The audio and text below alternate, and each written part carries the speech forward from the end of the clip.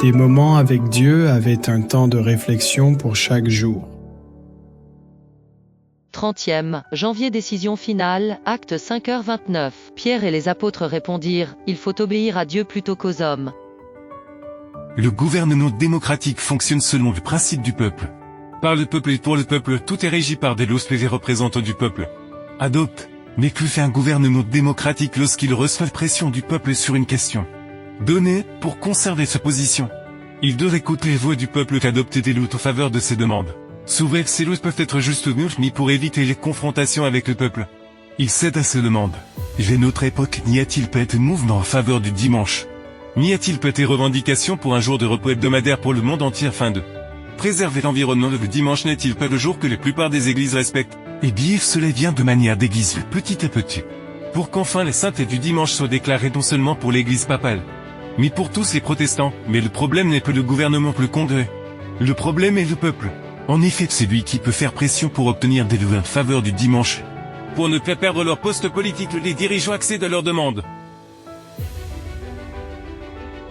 Lorsque les principales églises des États-Unis, s'unissant sur des points de doctrine communs, influenceront l'État pour qu'il applique leurs décrets et leurs institutions, alors l'Amérique protestante aura formé une image de la hiérarchie romaine, et l'imposition de sanctions civiles contre les dissidents en sera le résultat inévitable.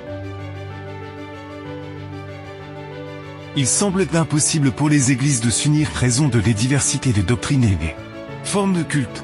On imagine un baptiste dans un culte pentecôtiste, un presbytérien dans le salle du royaume, un adventiste baisant les mains du pape, un anglicain dans un culte mormon. Cependant, ce qui semble impossible est en train de se réaliser. Cela s'appelle l'œcuménisme, qui promeut l'unité des églises. Au les points elles n'ont commun l'unité qu'une alliance, un credo évangélique universel sont formés.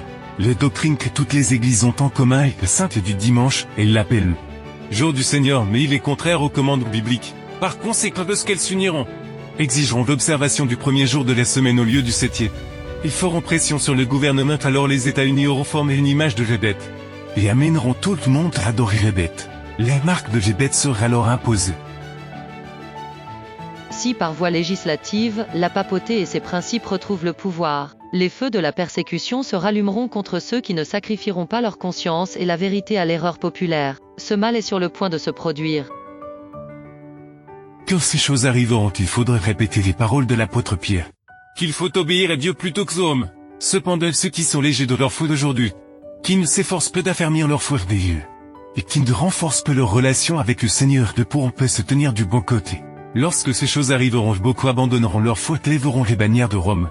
Et ce seront d'autres ceux que nous considérons comme perdus, qui lèveront les bannières du Seigneur dans la fidélité à ses commandements. L'avouer sur le dimanche et les crises finales qui s'abattraient sur le monde.